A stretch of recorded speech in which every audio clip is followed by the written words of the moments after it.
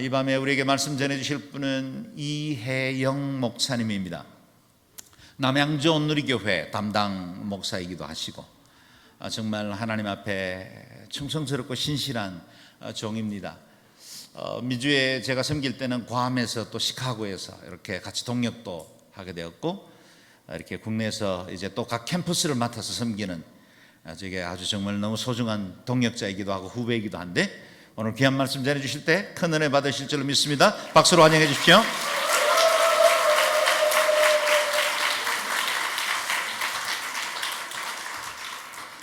할렐루야. 네. 살아계신 하나님께 다시 한번 큰 영광과 감사의 박수를 드립니다. 네. 좌우 옆 사람들에게 축복합니다. 하나님은 살아계십니다. 더 큰 목소리로 그 하나님이 당신과 함께 하십니다. 아멘. 우리 오늘의 교회에서 가장 우리 오늘의 교회의 심장처럼 마지막 때 하나님이 주신 사명을 가장 앞서서 실천하고 수행하고 있는 우리 양지 오늘의 교회, 또 우리 비전 빌리지에 와서 말씀을 나눌 수 있어서 영광으로 생각합니다. 그리고 여기 계신 분들은 다른 성도님들보다도 조금 더 그렇게 하나님의 사명 더 가슴 떨리듯 기억하고 계시고 응답하고 계신 여러분들이어서 더 말씀을 나누는 저 자신이 자랑스럽습니다. 사랑해요. 또 오늘 또 이렇게 파워웨이브에 또 푸릇푸릇한 깨끗한 아름다움이 함께해서 너무나 감사하고, 또 우리 FA 정말 멋진 이 시대 우리 청춘들과 함께 말씀을 나눠서 정말 자랑스럽습니다. 또 듣기로는 많은 선교사님들 계시고 다른 교회 성도님들도 계신다 해서 굉장히 다양한 분들이 계셔서 이곳이야말로 하나님의 나라인 줄로 믿습니다. 다시 한번 옆 사람들에게 선포합니다. 여기가 바로 하나님의 나라입니다. 네. 게다가 오늘 또 오늘 이 시간이 마지막 성경 집회 시간이어서 더 사실 부담이 됩니다. 오늘 사도행전 첫 부분을 나누어서 사도행전 마지막 구절을 나눌까 잠깐 들어와가지고 생각했다가 찬양하면서 하나님이 사도행전 처음부터 저와 여러분들의 삶이 다시 시작되라고 주시는 말씀인 줄로 믿습니다. 선교사님들은 다시 한번 순결하고 거룩한 선교사적 사명으로 오늘 갱신되기를 바라고, 우리 모든 각 성도님들은 다시 살 수 없는 오직 한 번 주어진 우리들의 삶의 이 기회, 선물 같은 인생을 정말 눈부시고도 찬란한 주님 뜻을 이루어가는 저와 여러분들이 되기를 원합니다. 삶을 이렇게 보니까 이것저것 빼고 나면 정말 이렇게 쓸 수 있는 시간이 별로 없더라고요. 너무 많이 아프고 너무 많이 이렇게 사고도 많고, 그래서 이런 거 저런 거 빼고 공부하느라 준비하고 이렇게 빼고 나면 정말 주님을 위해서, 하나님의 나라를 위해서 순종하면서 열매 맺을 수 있는 시간은 정말 별로 없다고 생각됩니다. 오늘을 기점으로 또 오늘을 다시 새롭게 시작하면서 내 남은 생에 정말 아낌없이 우리 하나님 앞에 쓰시기에 합당한 그런 저와 여러분들 되기를 축복합니다. 오늘 봉독해 주신 말씀을 가지고 하나님께서 어떻게 우리들의 인생이 사도행전으로 펼쳐질지, 우리들의 목회와 또 우리들의 사명과 사역들이 어떻게 하면 정말 사도행전적, 바로 그 교회, 바로 그 성도, 바로 그 선교사, 바로 그 목사, 바로 그런 인생이 될 수 있는지 오늘 이 짧은 본문이 잘 이야기해 준다고 생각합니다. 함께 주의 말씀을 경청해 보기 원합니다. 우리 1절과 2절 말씀을 다시 한번 읽어 보겠습니다. 큰 소리로 시작.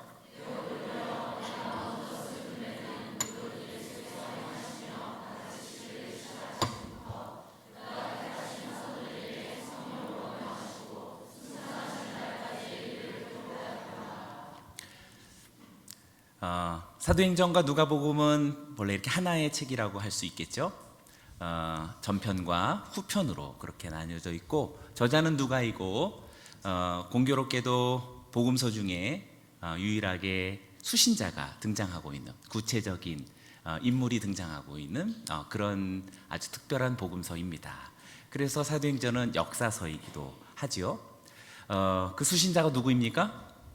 네, 데오빌로입니다. 여기는 저와 여러분들이 다 데오빌로라고 저는 생각합니다. 아멘. 데오빌로라고 하는 것은 테오스, 필로스 이 두 단어의 합성어입니다. 테오스는 디오스 냉장고 혹시 집에 디오스 그게 같은 말인데 테오스 그러니까 하나님의 보통 이방인들에게는 하나님이라는 말보다는 신의 어떤 신의 존재를 일컫는 그런 말이죠. 필로스라고 하는 것은 뭐 스톨케 또 필레오라고 하는 말들로부터 유래되어진 사랑이라는 뜻이 됩니다. 그런데 이 두 단어가 이렇게 합성이 되면서 격이 있는데 그 격이 중의적인 두 가지 뜻을 가질 수 있을 것 같아요. 그래서 신의 사랑을 받는 자 혹은 신을 사랑하는 자 이 두 가지가 다 해당이 된다고 말할 수 있겠습니다. 데오빌로라고 하는 뜻은 하나님의 사랑을 받는 자 혹은 하나님을 사랑하는 자. 할렐루야. 그러니 저와 여러분들이죠. 다시 한번 옆 사람들에게 선포합니다. 당신은 하나님을 사랑하는 자입니다. 네, 더 큰 목소리로 당신은 하나님께 사랑받는 자입니다. 네, 분명히 구체적인 어떤 사람이 데오빌로라는 이름을 가지고 있었을 것입니다. 그런데 유감스럽게도 이 사람이 누구인지는 아주 정확한 문헌이 그렇게 등장하고 있지는 않습니다. 그러나 분명히 역사적인 실존의 인물이었을 것이라고 말할 수 있겠는데 이 사람이 특별한 직위가 있었습니다. 뭐죠? 네. 이 데오빌로에게 부여되어졌던 칭호가 있는데 혹시 아시나요? 네, 안 물어볼게요. 네. 데오빌로 가카라고 이렇게 말하고 있죠. 누가복음에서는 데오빌로 가카라고 그렇게 말했는데 사도행전은 어떤 연고인지 그 가카라는 말이 빠져 있습니다. 분명히 이 사도행전과 누가복음이 더 먼저 쓰여졌고 이후에 사도행전이 쓰여졌는데 두 개의 시간차가 그렇게 크지 않습니다. 그런데요, 가카라고 하는 이 칭호는 크라티스토스라고 하는 이 말은 사실상 그냥 평범한 칭호가 아닙니다. 굉장히 고위광직자라고 할 수 있을 것 같아요. 그래서 이 가카라고 하는 단어가 사도행전에서 다른 사람에게 쓰였을 때 누구냐면 베스도 아시죠? 벨릭스 총독이죠. 그러니까 본디오 빌라도와 같은 거의 동급의 그런 총독에게 부여되어졌던 칭호가 바로 이 가카라고 하는 칭호입니다. 그러니 지금 이 데오빌로는 절대로 그냥 평범한 사람이 아니고요, 고위 관료라고 말할 수 있는 거죠. 우리가 잘 알다시피 고위 관료에게 있어서의 이런 칭호들은 사실상 우리가 그냥 선생님, 무슨 님이라고 하는 그냥 평범한 그런 칭호하고는 사실상 좀 거리가 있습니다. 이분들에게는 이 칭호가 굉장히 중요하죠. 총리에게 총리님이라는 것은 대단히 중요하겠죠? 그렇겠죠? 제가 도육한 목사님에게 목사님이라는 칭호를 쓰지 않고 도육한님이라고 하면 좀 이상하죠? 네, 여러분들에게도 아마 그럴 수 있습니다. 그런데 누가복음에서는 가카라고 데오빌로를 가카라고 그렇게 불렀다가 사도행전에서 그렇게 부르지 않는 것은 쓰다 보니까는 우연히 그 가카라는 칭호를 빠뜨렸을까 아니면 의지적으로 뺐을까 생각해 볼 수 있죠. 우리 누가복음 1장 3절과 4절 말씀을 보면 처음 데오빌로를 어떻게 불렀는지 잘 관찰할 수가 있는데요. 제가 읽어볼게요. 그 모든 일의 근원부터 자세히 미루어 살핀 나도 데오빌로 가카에게 차례대로 써보내는 것이 좋은 줄 알았노니 이는 가카가 알고 있는 바를 더 확실하게 하려 함이로다 라고 가카라는 칭호를 벌써 두 번이나 쓰면서 데오빌로를 분명하게 그의 현재적인 삶의 어떤 위치와 질서를 분명히 명시해주고 있죠. 그런데 사도행전이 시작되어지면서 데오빌로여 라고 말하는 이 가카를 떼었다는 사실은 사실상 고위광직자에게 어쩌면 굉장히 무례할 수도 있을 만큼 그런 심각한 성서의 저자가 의도적인 그런 생략이라고 말할 수 있겠습니다.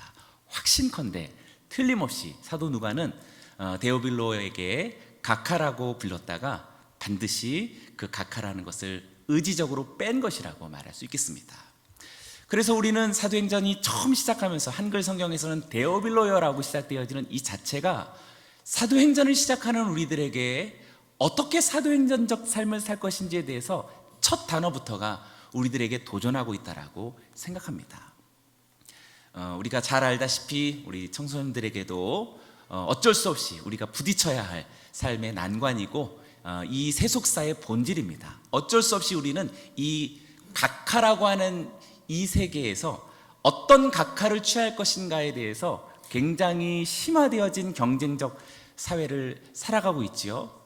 이른바 스펙이라고 말하는 것도 결국 그 스펙을 통해서 어떤 각하, 어떤 질적 훌륭한 각하의 세계를 취하느냐가 그 사람의 됨됨이를 결정해주는 그 논리가 지금 우리가 살아가는 현대 세속사이죠. 그래서 공부 열심히 하려고 그러는 거고, 좋은 대학 가려고 그러는 거고, 좋은 대학 가는 것뿐만 아니라 더 좋은 위치로 가서 더 좋은 어떤 자신의 자리를 차지하기 위해서 안간힘을 쓰면서 분열적 사회로 돌아가고 있는 시대가 바로 오늘날 우리들의 시대입니다. 그래서 사실상 데오빌로라고 하는 내 고유한 이름이 너무나 중요한 건데, 사실상 너무나 각하의 세계가 중요한 나머지 사실상 우리들에게는 데오빌로보다 각하라는 칭호가 더 중요한 게 되지요. 우리 주변을 잘 보십시오. 아주 훌륭한 어떤 정부 관료라고 해보죠. 뭐 차관이라고 해보죠. 무슨 차관이라고 했을 때 이혜영 차관이라고 해보죠. 그 차관님에게는 사실상 이혜영이라는 이름보다도 차관이라는 게 그분에게 더 중요합니다. 그리고 그분을 설명해 주는 것도 이혜영이라는 이름은 별로 잘 이해되지 않습니다. 그분이 차관이라는 것 자체가 그분을 아주 잘 편하게 그리고 많은 것을 추론해서 알아서 해줄 만큼 그 차관이라는 부여되어진 칭호는 매우 중요한 거죠. 너무 자기 장관으로 할 거랬나요? 네.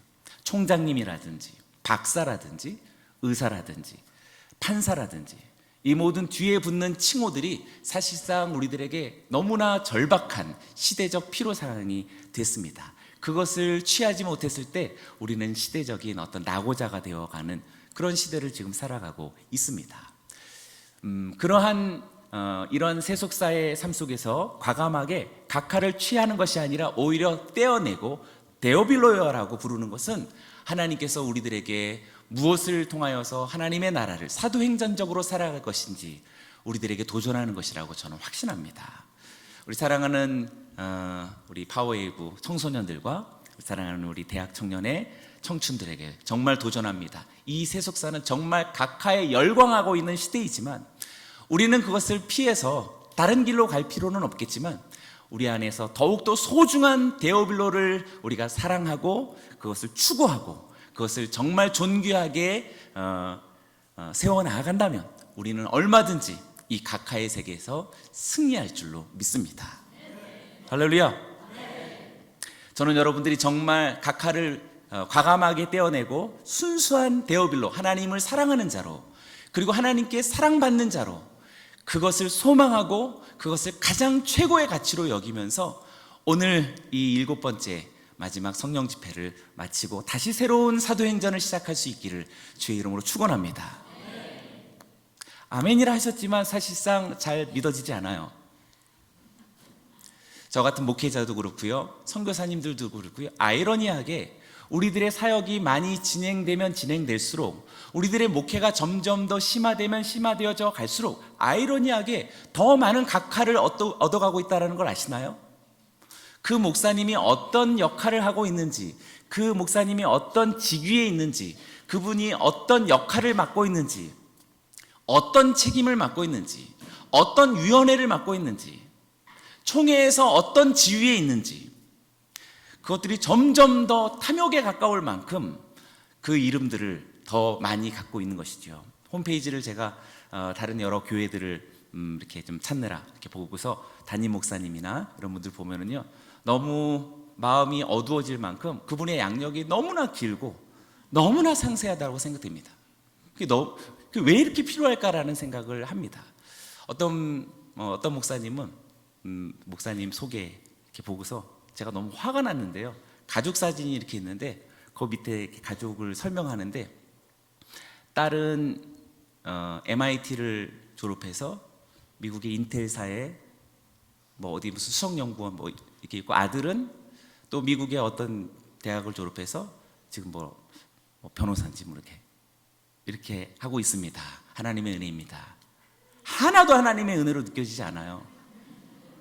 저는 성도님들에 대한 이 목사님과 목사님의 정신 세계가 정말 치유받아야 된다고 생각할 만큼 너무 사실 불쾌했습니다. 제가 너무 오버했나요? 우리는 사실상 굳이 그럴 필요도 없고 오히려 사실상 그것을 숨겨야 될 필요가 있다고 생각됩니다. 아니, 생략해버려야 할 필요가 있다고 생각됩니다. 사도행전적 삶을 살아가고 하나님이 원하시는 바로 마지막 때에 하나님의 나라의 도래를 기다리는 사람에게는 오히려 이 불필요한 각하라는 이름을 생략하는 것이 옳다라고 저는 믿습니다. 사랑하는 동역자들이여, 저는 여러분들에게 부여되어지는 이곳에서만이 아니라 이곳을 떠난 여러분의 삶의 자리 속에서 각하를 열광하면서 살아가면서 그것을 재촉하고 미혹하고 자꾸 요구하고 있는 이 욕망의 시대 속에 저와 여러분들은 정말 순수한 데오빌로로 남게 되기를 주의 이름으로 축원합니다. 아멘. 다시 한번 선포합니다. 당신은 정말 데오빌로입니다. 사도행전은 이렇게 시작해야 한다라고 오늘 우리들에게 말해주고 있습니다. 제 목회도, 제 남은 그 시간표에 목회의 일정도 오히려 더 많은 각하를 내어버리고, 많이 있지도 않지만 내어버리고 정말 순수한 이혜영이라고 하는 하나님의 아들로서, 하나님의 일꾼으로서 이 마지막 때의 소명을 살아가기를 원합니다. 우리 모두가 그러기를 원합니다. 아멘. 1절 말씀 속에 데오빌로여 내가 먼저 쓴 글에는 이라고, 내가 먼저 쓴 글은 뭐죠? 누가복음이죠. 누가복음을 지금 언급하고 있습니다. 내가 먼저 쓴 글에는 물은 예수께서 행하시며 가르치시기를 시작하신부터 그가 택하신 사도들에게 성령으로 명하시고 승천하신 날까지의 일을 기록하였노라 라고 누가복음에 대해서 아주 간략하게 요약하고 있습니다. 그런데 2절 말씀에 이 요약 중에서 아주 특이한 단어 한 가지를 꼭 놓치지 말고 우리가 사도행전을 맞이해야 되겠는데요, 바로 승천입니다. 2절 말씀을 보면 승천하신 날까지의 일을 기록하였노라 라고 말하고 있지요. 우리는 예수님의 승천의 이야기가 성경에 여러 곳에 나온다라고 알고 있지만 사실상 누가복음과 사도행전에만 나오고 있습니다.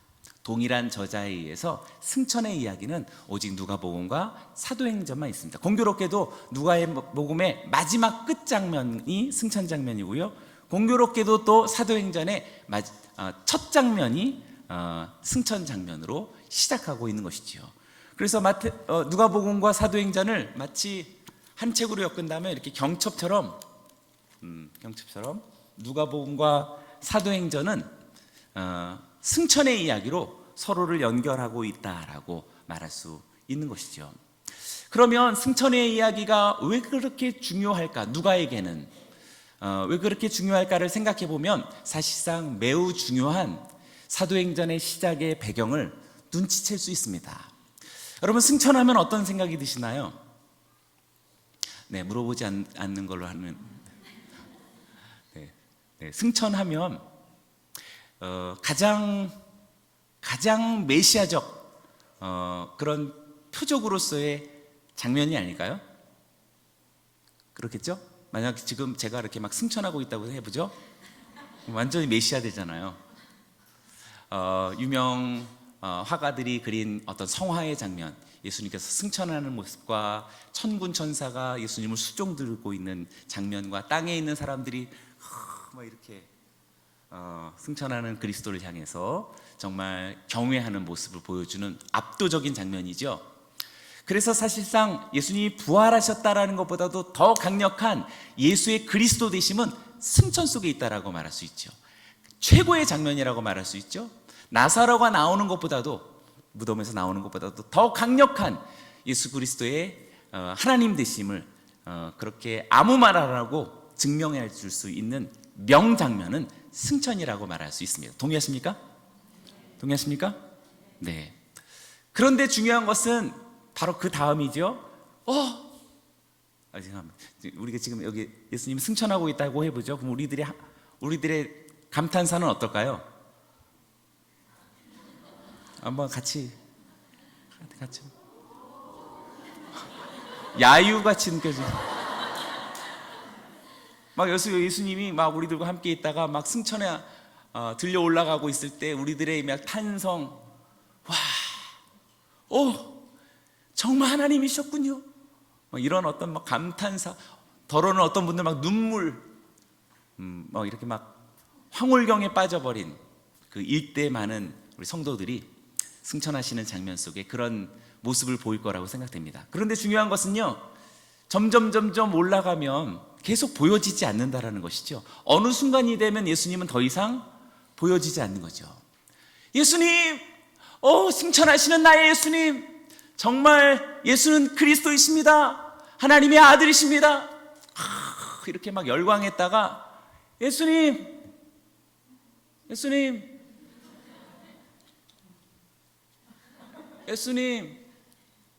구름 속으로 넘어가시면 이제 오늘 이 사도행전에서도 나오지만 구름의 너머로 가리워져 더 이상 예수님이 보이지 않더라라고 오늘 사도행전 스스로가 이야기하고 있죠. 승천이라는 것은 그래서 이렇게 조금 역설적인 아이러니를 함께 가지고 있습니다. 가장 메시아적인 장면이지만 사실상 잠시 후면 더 이상 그분이 보이지 않는다라는 아쉬움도 있고요. 뭔가 더 이상 존재하지 않는다라고 하는 그런 한계성을 가지고 있습니다. 물론 우리들의 인식 속에서만 그런 거죠. 우리들의 인식 속의 승천은 가장 확실한 영광과 확신이 넘치는 장면이지만 한편으로는 더 이상 그분이 보이지 않는다라고 하는 그런 기억 속에만 존재하는 진정한 믿음에서만 그분이 실제하는 그런 아쉬움과 연약함이 있는 거죠. 동의하시죠? 동의한다고 해주시면. 그래서 누가복음이 승천의 이야기로 마치고 사도행전이 승천의 이야기로 시작한다는 사실은 지금 우리 주 예수 그리스도를 증거해주고 있는 하나님의 말씀과 우리의 믿음이라고 하는 그 실제적인 사실에 대해서 승천은 가장 강력하게 우리들의 믿음, 우리들의 신앙을 그대로 보여주는 것이라고 말할 수 있는 것이지요. 구름 너머의 승천에서 가려지지 않는 그리스도를 어느 만큼 조금 전에 열광하고 흥분하던 만큼의 예수의 그리스도 되심을 말할 수 있는지, 자신할 수 있는지, 확신할 수 있는지, 증거할 수 있는지, 유지할 수 있는지, 계속될 수 있는지. 그러나 승천하신 예수님께서 구름 뒤로 넘어가신 것이 하루가 지나고 이틀이 지나고 3일만 지나면 어쩌면 승천 전에 있었던 믿음보다도 더 못한 매우 연약한 그리고 매우 아슬아슬한 어떤 사람에게는 다시 처음의 자리로 돌아가 버릴 수밖에 없는 그런 아이러니가 이 승천의 이야기 속에 담겨 있다라고 말할 수 있는 것이지요. 그러니 사랑하는 여러분, 오늘 성령 집회를 마치고 7번째 있는 저와 여러분들은 더 강력한 승천의 이야기, 정말 지금 내 눈앞에서 생생한 예수의 그리스도 되심을 가슴속에 떨리는 그 황홀견을 가지고서 예배하고 하나님을 향하여서 헌신할 수 있었던 그 담대함이 구름 너머로 사라진 이후에도 저와 여러분들에게도 똑같이 유지되어질 수 있다면 정말 여기는 저와 여러분들이 누가복음의 바로 증인들이요, 사도행전의 바로 그 사도들이 되는 줄로 믿습니다. 지금 사도행전은 그 이야기를 하는 것이죠. 더 이상 나사렛 예수는 존재하지 않는다. 이 땅에 존재하지 않아. 그러나 나사렛 예수가 이 지상에 계실 때보다도 더 강력한 예수의 함께하심이 이제 시작될 거야 라고 하는 것을 사도행전이 지금 풀어내려고 데오빌로에게 승천의 이야기를 시작하고 있다라는 것이죠. 할렐루야. 사도행전에서는 눈부신 성령의 사역이 그래서 첫 시작부터 성령의 사역을 이야기하고 있는 것입니다. 어떻게 내 육안으로 보이지 않는 나사렛 예수가, 육안으로는 보이지 않지만 저 구름 너머에 계신 나사렛 예수가 더 강력하게 나와 동행할 수 있다는 그 신비를 살아낼 수 있을까? 바로 성령의 사역이 그것을 가능하게 해주신다라는 사실입니다. 할렐루야. 아멘. 그래서 이렇게 말할 수 있을 것 같아요. 예수 없이 예수와 함께. 사도행전에 이 사도행전적 이 놀라운 성령의 행전은 한마디로 표현해 보자면 예수 없이 예수와 함께 살아가는 삶이라고 말할 수 있겠습니다. 멋지지 않나요? 옆 사람들에게 선포합니다. 예수 없이 예수와 함께 살아갑니다.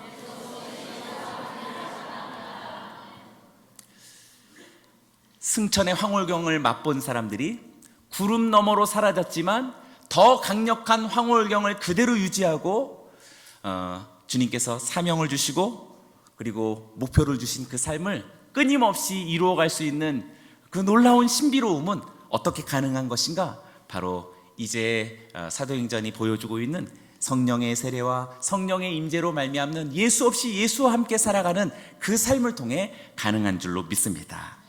할렐루야. 3절의 말씀을 우리 다시 한번 같이 읽어보겠습니다. 시작. 그가 고난받으신 후에 그들에게 확실한 많은 증거로 친히 살아계심을 나타내사 40일 동안 그들에게 보이시며 하나님 나라의 일을 말씀하시니라. 예수 없이 예수와 함께하는 삶의 가장 단적인 그런 모델로서 표본을 예수님께서 지상에 계실 때 40일 동안의 모습이 우리들에게 보여주는 것이라고 생각합니다. 예수 없이 예수와 함께 살아간다라고 하는 삶의 가장 중요한 모델이 무엇일까? 딱 이 3절이라고 저는 확신합니다. 예수의 부활을 믿으십니까? 우리도 예수의 부활에 믿음으로 동참했음을 믿음으로 시인하십니까?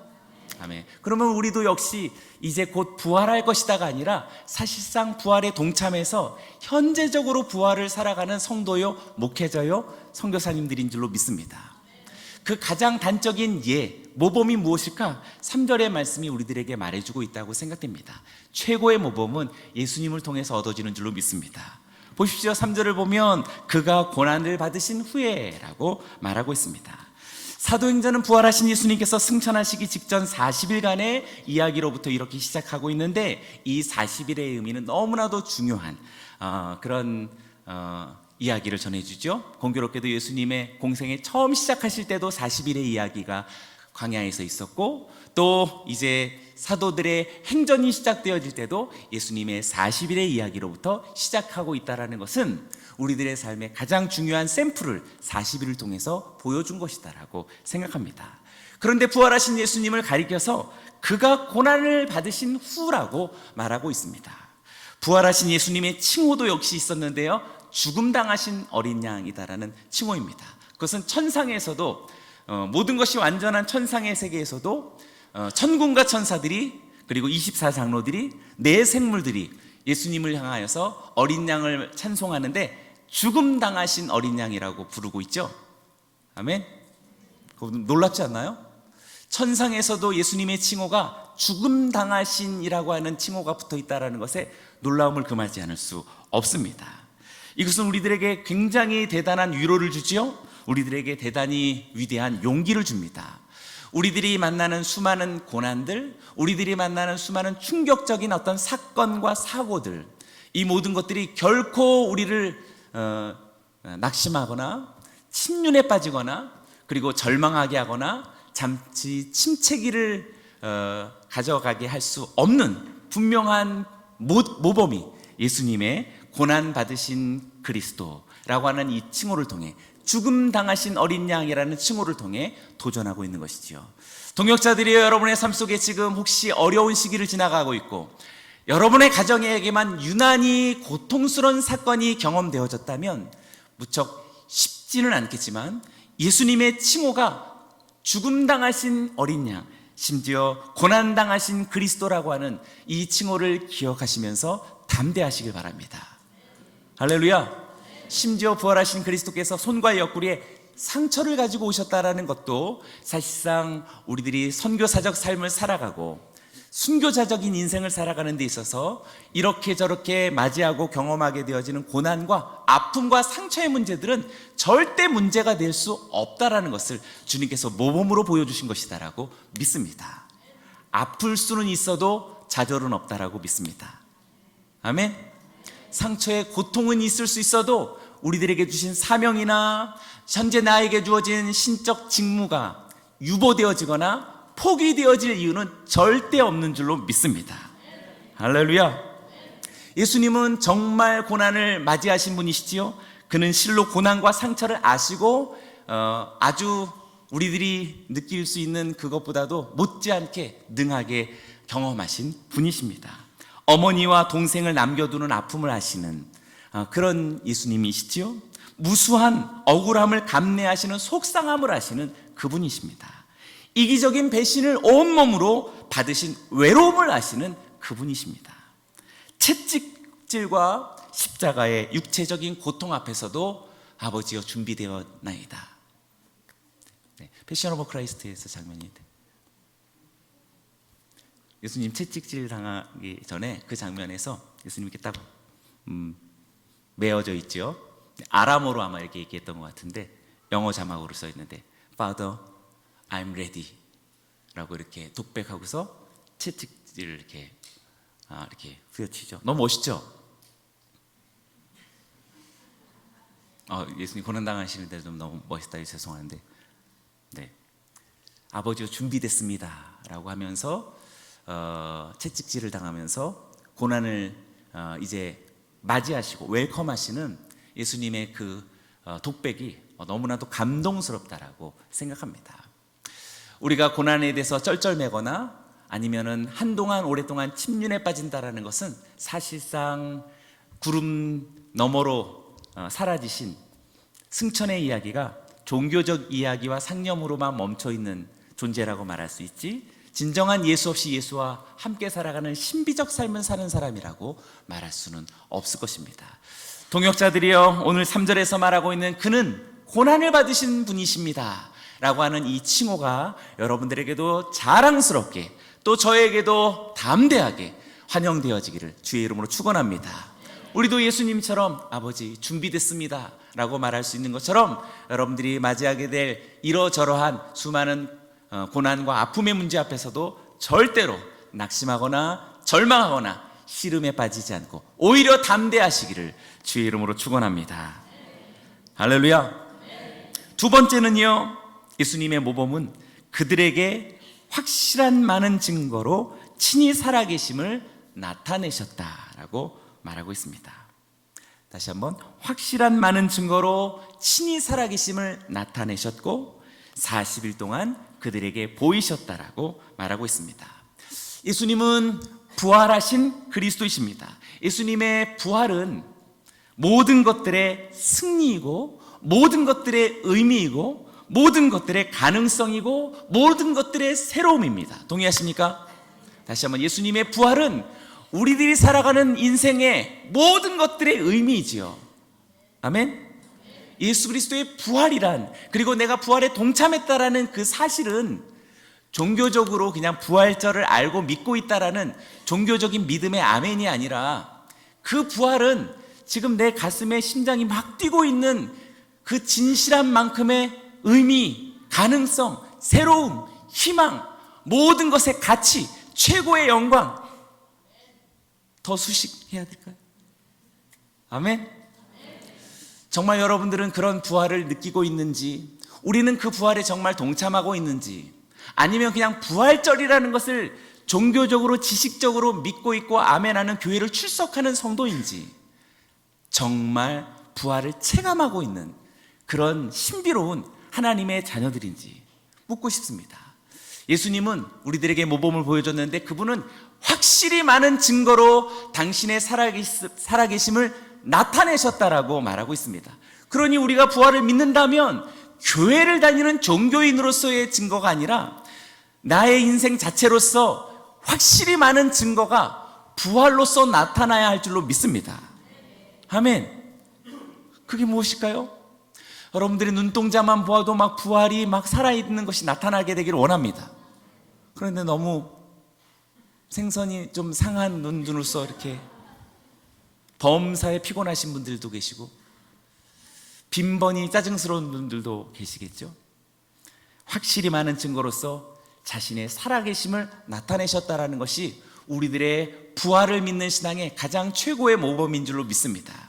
사랑하는 성도들이여, 동역자들이여, 오늘로부터 여러분의 얼굴만 보기만 해도 부활의 확실한 증거가 나타나기를 주의 이름으로 축원합니다.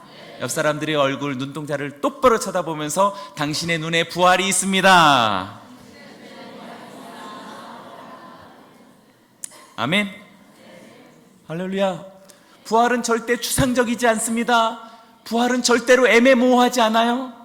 부활은 확실하고도 아주 뚜렷하며, 그리고 그냥 아주 희귀한 몇몇 증거가 아니라 확실히 많은 증거들로서 나타나는 것이다라고 주님은 모범적으로 우리들에게 말해주고 있습니다. 저는 목회자로서 설교하는 설교쟁이가 되고 싶지 않고요, 목회학적 경영자가 되고 싶지 않고요, 정말 예수님의 모범을 따라 제 삶을 통해서 부활이 무엇이다라고 하는 것을 확실하지는 않아도 어느 정도 느낄 수 있는 정말 그런 예수님을 닮아가는 목회자이고 싶습니다.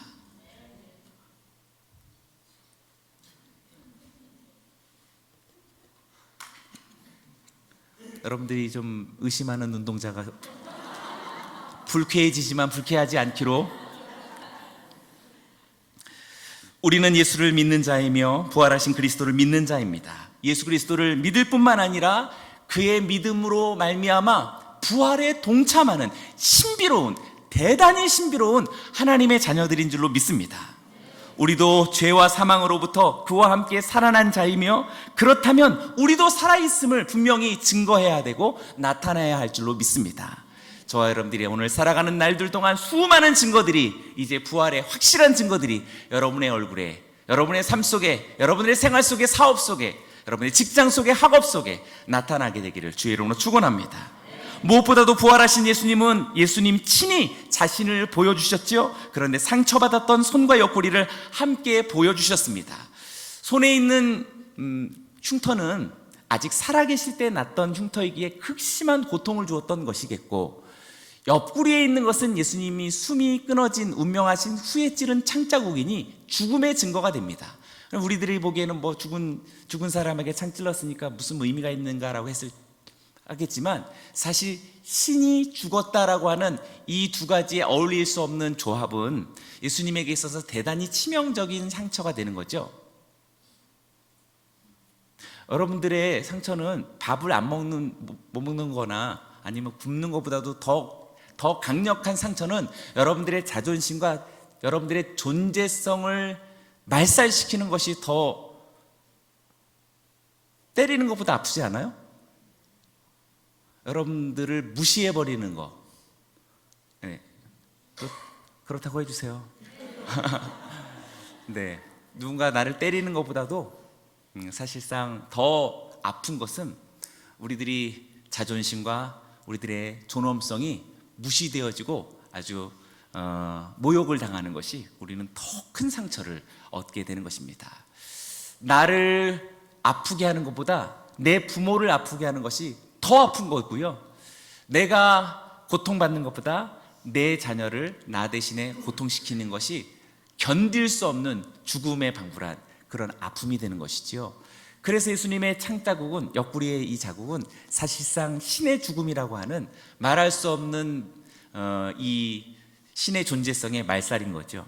그러니 예수님께서 이 손과 옆구리를 보이셨다라는 것은 개의치 아니하시는 부활의 권능을 우리들에게 보여주는 것이죠. 할렐루야. 너무 멋있죠? 멋있다고 해주세요. 우리들이 얼마나 빈번히 자존심에 상함을 얻나요? 우리들이 얼마나 빈번히 분노하고 있나요? 우리들이 얼마나 자주 섭섭함 때문에 원망과 미움을 느끼나요? 우리들이 얼마나 자주 마음의 상함과 감정의 이런 상처를 자주 느끼면서 토라지고 아주 오랜 동안 어떤 거리감과 단절을 경험할 뿐만 아니라 본인이 시도하죠. 일종의 응수, 어떤 보상,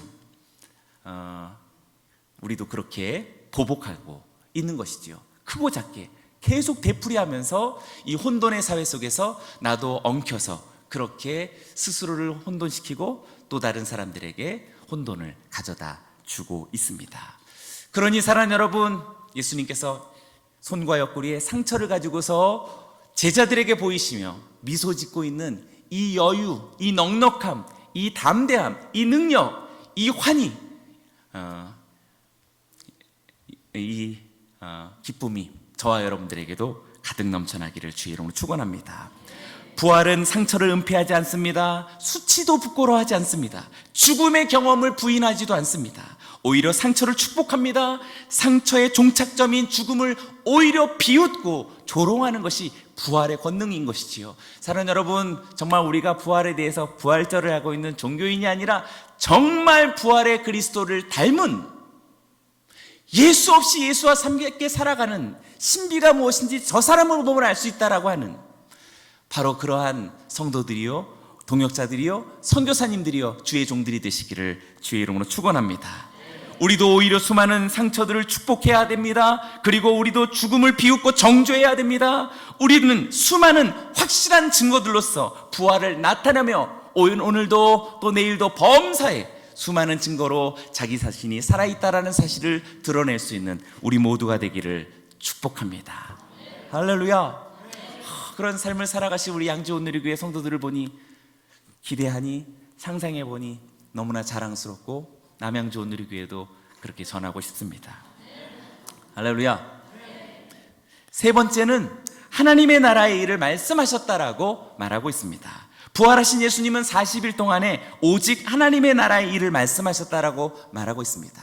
우리가 잘 아는 것처럼 예수님께서 공생애를 시작하실 때도 회개하라, 천국이 가까웠느니라, 하나님의 나라가 가까웠느니라. 그분의 공생애 시작하실 때도 유일한 주제는 하나님의 나라였고, 죽음 당하시고 사흘 만에 부활하신 부활체의 몸을 가지고서도 그의 주제는 하나님의 나라였다라는 사실을 안다면 우리들의 주제는 무엇이 되어야 할까요?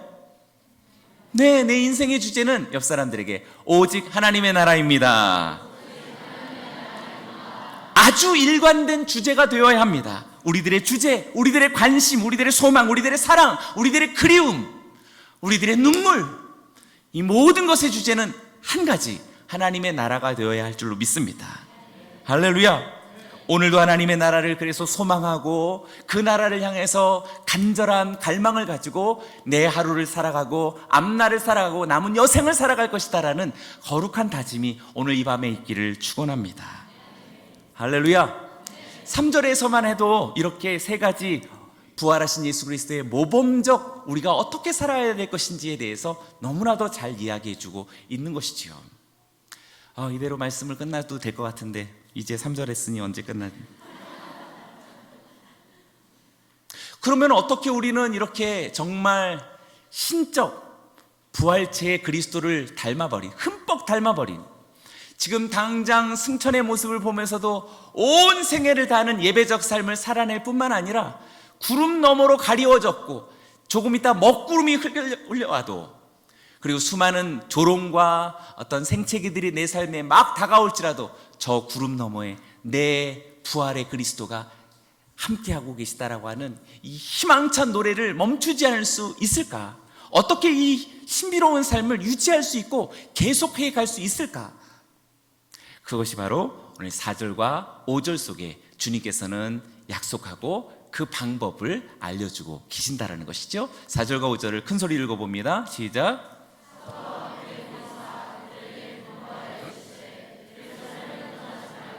내게서 들은 바 아버지께서 약속하신 것을 기다리라. 요한은 물로 세례를 베풀었으나 너희는 몇 날이 못되어 성령으로 세례를 받으리라 하셨느니라.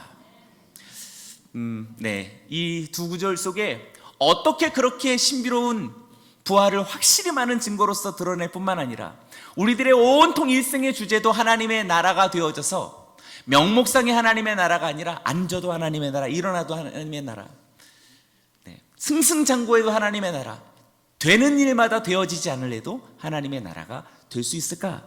라고 하는 것은 4절과 5절 속에 가장 강력한 비결이 담겨져 있는 것입니다. 첫째는 예루살렘을 떠나지 말라라고 말하고 있습니다. 옆 사람들에게 선포하십시오. 예루살렘을 떠나지 마십시오. 네, 자꾸 이렇게 시켜서 죄송합니다.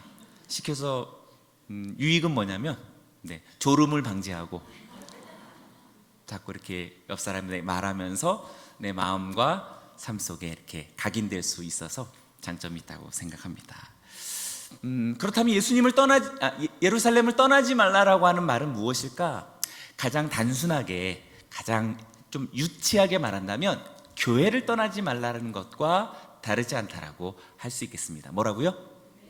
교회를 떠나지 말라라는 것과. 그런데 사실 조금은 단순한 설명이다라고 생각됩니다. 그 교회라는 의미도 굉장히 설명하기 쉽지 않지만 어쨌든 우리 양지 온누리교회를 떠나지 않는 여러분이 되길 원합니다. 떠나야 되나? 그래서 조금 더 성숙한 이해로서 예루살렘을 떠나지 말라라고 하는 말은 신앙의 공동체를 떠나지 말라라는 것으로 설명할 수 있겠습니다. 뭐라고요? 신앙의 공동체. 네. 이것은 굉장히 중요합니다. 우리들의 습성에는요, 사실상 집에 가서는 회사 일로 바쁘고요, 회사 가서는 집에 일로 바쁘고요, 이 친구를 만났을 때는 저 일 때문에 바쁘고요, 저 친구를 만났을 때는 이 일 때문에 바빠요.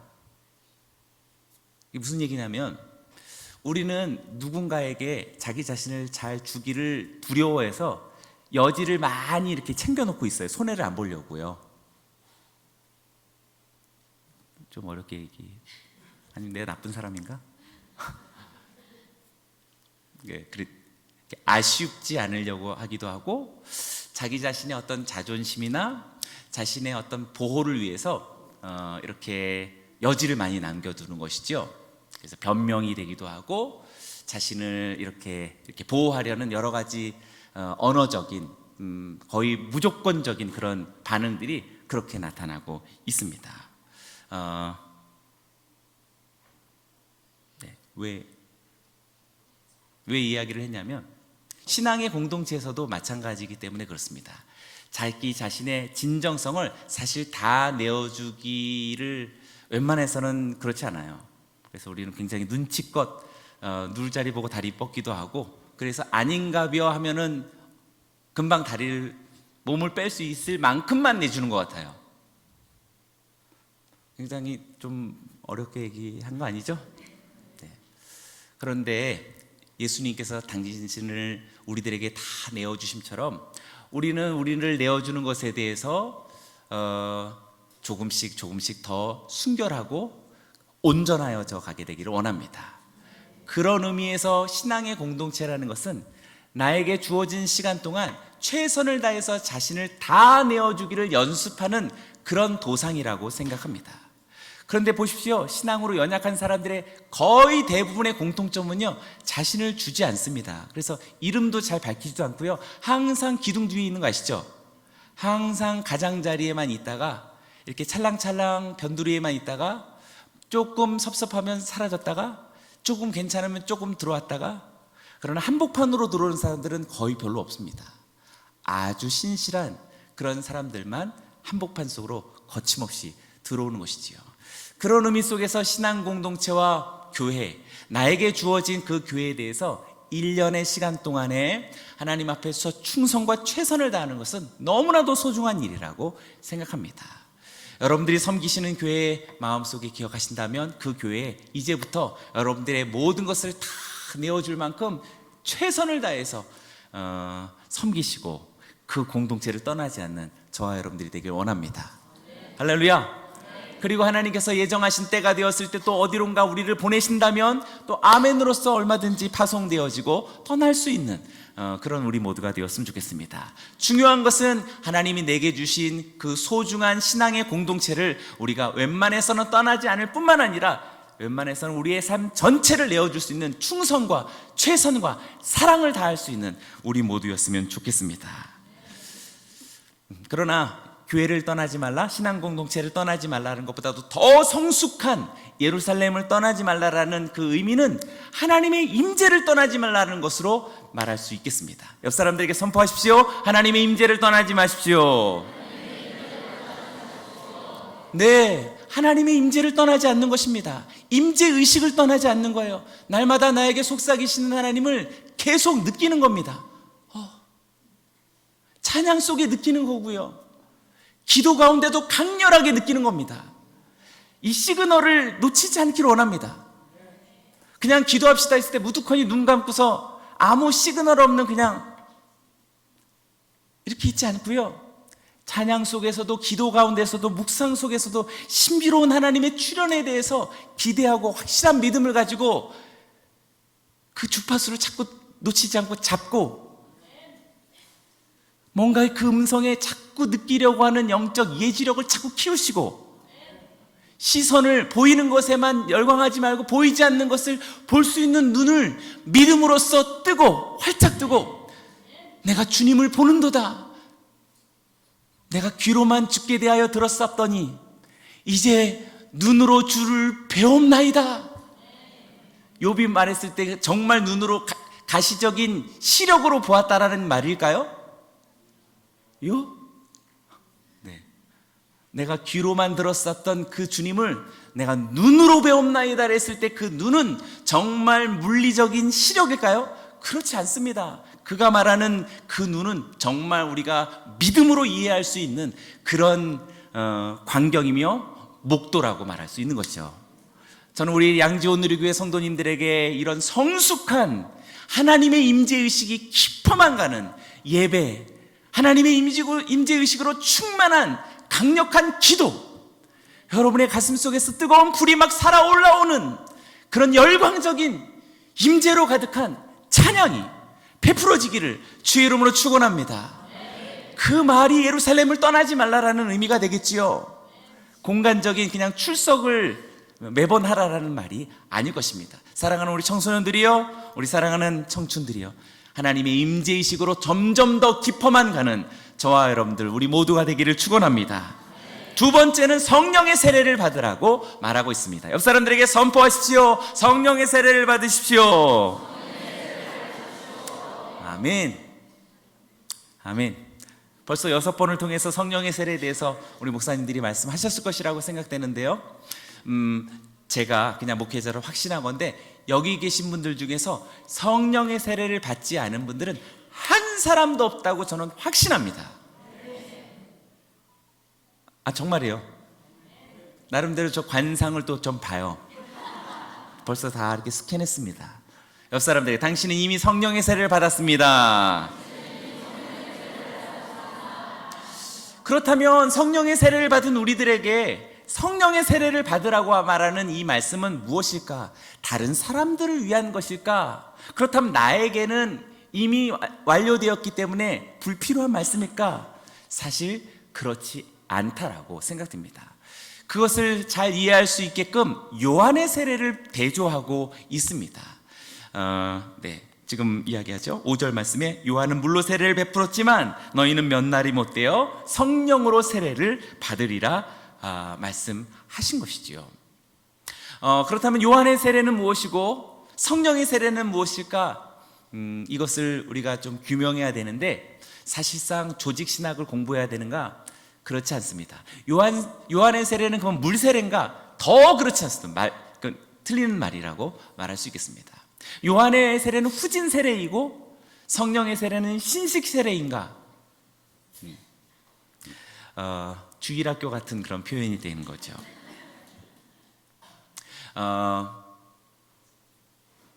요한의 세례와 성령의 세례는 시간으로 구분할 수 있는 시간의 분기점이지 절대로 요한의 세례로서 이어오셨던 하나님의 구속사가 과거의 구태, 오래되어진 구식의 하나님의 어떤 역사, 하나님의 어떤 임재 아니었겠지요. 분명히 시간적 구분을 하는 것 뿐이라고 저는 생각됩니다. 성서 속에서 세례 요한의 존재는 항상 구약과 신약의 기준점이지요. 네, 그렇다고 해주세요. 네, 세례 요한의 때까지 구약이고요. 세례 요한의 이후로부터 그리스도 예수의 오심이 신약이라고 말할 수 있는 것이죠. 정확히 말한다면 요한의 우리들의 성령의 세례, 성령이 함께 하시는 이 신앙이 어떨 때 요한의 세례가 될 수 있고 어떨 때 성령의 세례가 될 수 있다는 사실을 주님께서 말씀하신 것이다라고 저는 확신합니다. 이렇게 생각한다면 저는 틀림없다고 생각합니다. 저는 여러분들이 이미 성령의 세례를 받았는데요, 여러분들의 성령의 세례가 과거형이 되어져 버린다면 벌써 요한의 세례가 된 것이라고 생각됩니다. 그러나 아까 얘기한 것처럼 여러분들의 성령의 세례가 지금 현재적으로 충만하고 감격스럽고 고난이 다가와도 아프긴 하지만 얼마든지 담대하게 믿음으로써 일어설 수 있고, 슬픔 가운데서도 기뻐할 수 있고, 배고픔 가운데서도 만족할 수 있고, 그리고 많은 시련 가운데서도 담대할 수 있는 이 놀라운 실천이 가능할 수 있는 것은 성령의 세례의 현재형으로서의 성령의 세례인 것이죠. 할렐루야. 그런데 나는 고등학교 때 성령 체험했어. 그때 방언 받았어. 그래서 나는 그때 성령 세례를 받았지라고 말하는 말 표현은 사실상 무슨 말인지 이해는 할 수 있겠지만 오늘 말씀에 의지해 본다면, 그런데 지금은 이러저런 일로 인해서 사업 때문에 지금은 잠깐 좀 슬럼프야 라고 말한다면 벌써 요한의 세례에 멈춰 있는 것이라고 생각합니다. 사랑하는 양지온누리교회 동역자들이여, 믿음의 우리 선교사님들과 동역자들이여, 저와 여러분들의 성령의 세례와 성령의 충만함은 과거형도 아니며 그럴 것이다라고 하는 미래형도 아니고, 지금 성령 하나님이 나와 함께하고 계시다라고 하는 항상 현재형이 되어지기를 주의 이름으로 축원합니다. 잘 생각해 보십시오. 하나님의 존재 방식 자체가 하나님의 과거가 있을까요? 네, 하나님에게는 과거가 없어요. 우리들에게서의 과거이지요. 하나님에게 미래가 있을까요? 네, 하나님은 미래도 있지 않습니다. 하나님은 항상 현재일 뿐입니다. 할렐루야. 태초에도 그리고 장차올 마지막 시간에도 하나님의 시간은 언제나 현재일 뿐입니다. 옆 사람들에게 선포합니다. 하나님은 항상 현재입니다. 아멘. 그래서 하나님의 영이신 성령님과 함께 하시는 사람에게서의 성령의 세례는 과거의 성령의 세례를 받았던 것도 아니고 장차 성령의 세례를 받을 것도 아니라 지금 성령의 세례가 역사하는 바로 그 사람인 줄로 믿습니다. 할렐루야. 오늘 저는 여러분들이 심장이 뛰고 있다면 성령의 세례가 지금도 역사하는 줄로 믿습니다. 어쩌면 우리들에게 이 심장이 뛰고 있는 것을 이렇게 뛰고 있게 하는 것은 너는 성령의 세례를 받은 성령의 사람이야 라는 것을 계속 느끼게 하는 것이 아닐까 싶습니다.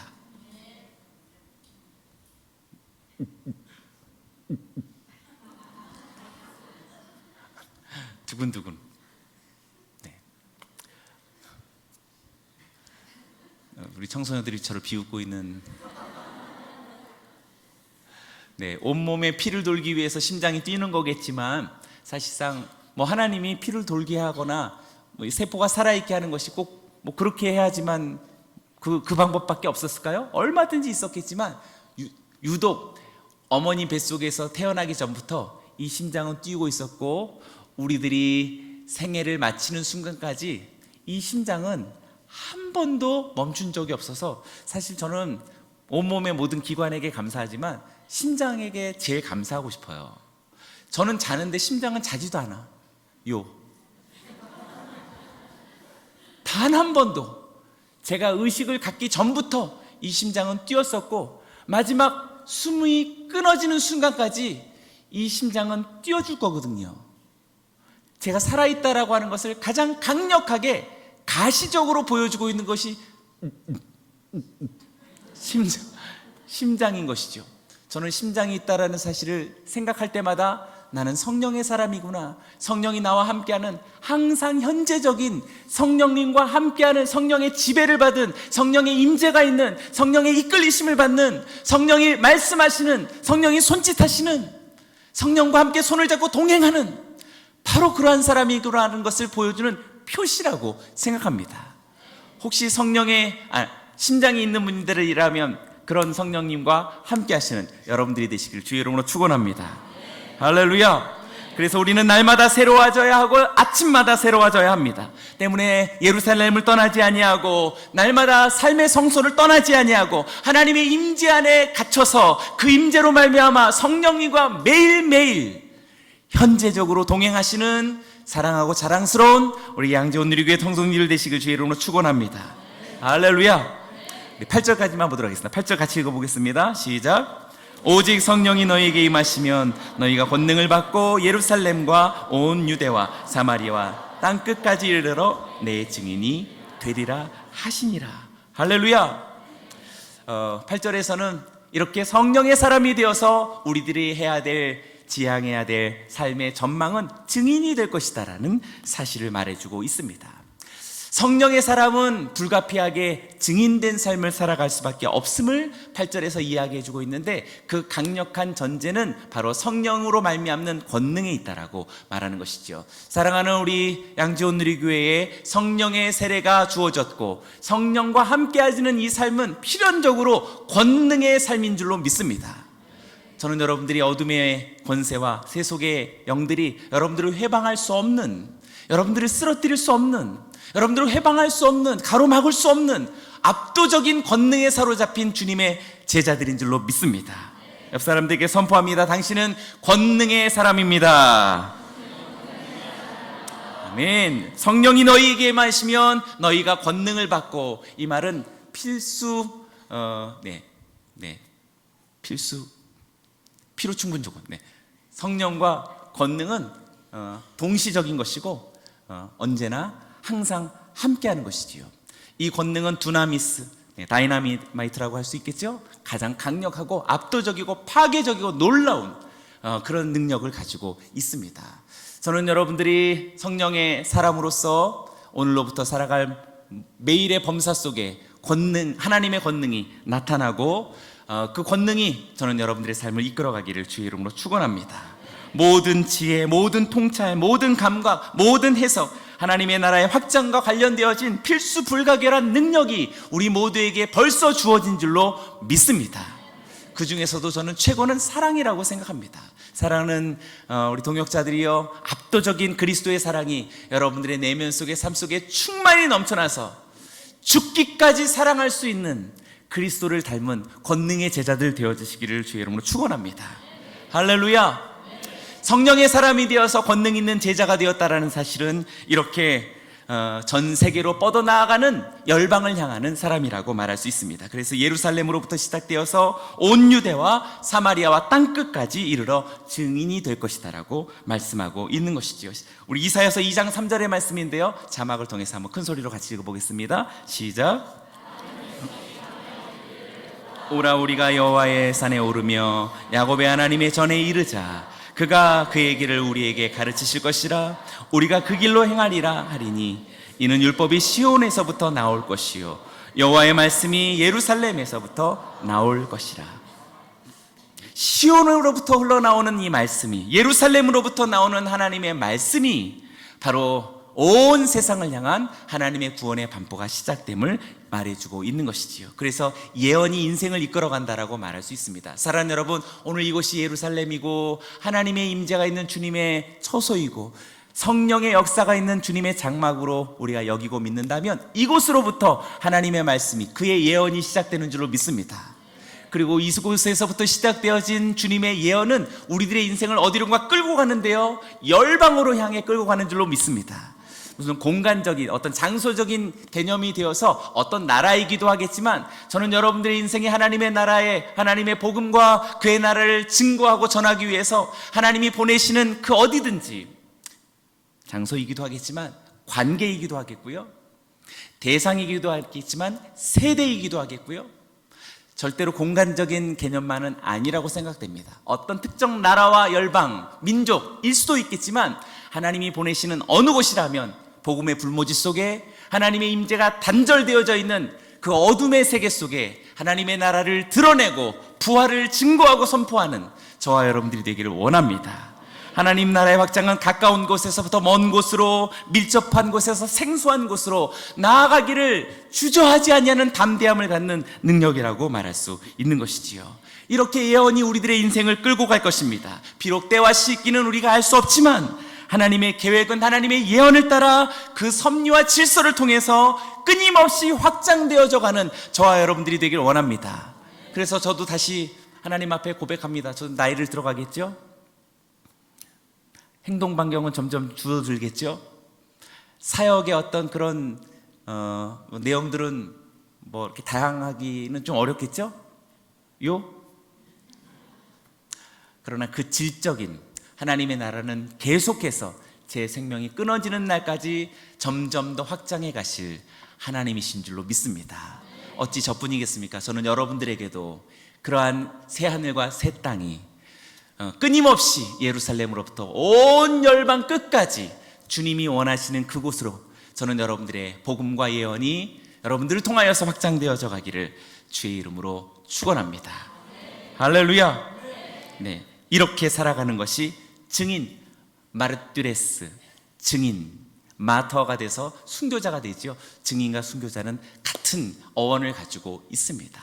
사랑하는 여러분, 한 번밖에 있지 않은 우리들의 생애가 아끼면서 살아가기보다 오직 성령의 충만을 매일매일 경험하고 주님의 임재를 매일매일 누려가면서 주께서 원하시는 곳에 눈치 보거나 자신을 보호하느라 급급해서 그렇게 소극적으로 살지 않고 예루살렘으로부터 시작되어진 끝까지 뻗어나가는 저와 여러분들이 되기를 주의 이름으로 축원합니다.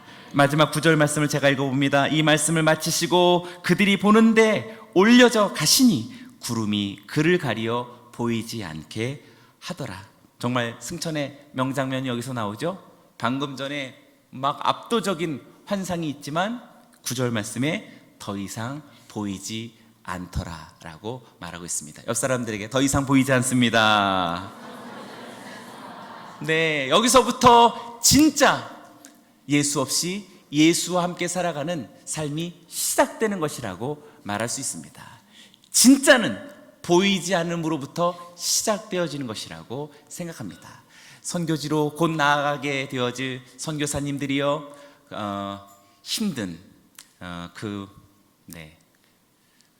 척박한 고독의 땅에서 정말 압도적인 승천의 이야기가 펼쳐지길 원하고요, 성령의 세례의 사건이 일어나길 원하고요, 하나님 나라의 확장이 그 고독의 땅에서 베풀어지기를 주의 이름으로 축원합니다. 할렐루야. 어찌 하늘만 보고 있느냐? 하늘로 올라가시는 이는 본 그대로 다시 올 것이다 라고 약속하고 있습니다. 이 시간을 우리가 기다리면서 성령의 오심과 예수 그리스도의 떠나심, 성령의 오심과 예수 그리스도의 떠나심, 우리는 성령을 받았지요. 그러나 또 예수 그리스도의 오심을 우리는 기다리고 있지요. 우리는 이렇게 두 종말 사이를 살아가고 있습니다. 조금씩 지나간다면 성령의 오심과 예수의 오심이 어느 순간 일치되어질 순간이 곧 오게 될 텐데 틀림없이 얼마 남지 않았다라고 생각합니다. 이 마지막 종말의 시기 속에 사랑하고 자랑스러운 우리 동역자들 삶 속에 성령으로 충만한, 그래서 권능을 가진, 그래서 열방으로 나아갈 수밖에 없는 저와 여러분들의 압도적인 인생이 우리들의 삶 속에 오늘로부터 펼쳐지기를 주의 이름으로 축원합니다. 우리 하나님께 영광의 박수 올려드립니다.